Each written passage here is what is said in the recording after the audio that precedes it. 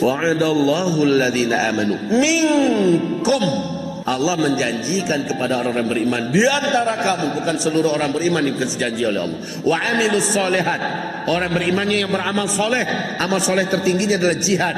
Salatnya terjaga 5 waktu berjamaah di masjid, tahajudnya, tahiyatul masjidnya, salat sunat rawatib qabliyahnya dan salat sunat rawatib ba'diyahnya, duhanya, puasa Senin Kamisnya, sedekahnya, zikir pagi petangnya, Al-Qur'annya, terjaga semuanya. Lalu dia berangkat berjihad. Jadi adalah puncak amal soleh di akhir zaman. Orang yang di antara kamu yang seperti itu dan dia sabar, Allah janjikan pada mereka, mereka lah yang akan memenangkan pertarungan di akhir zaman.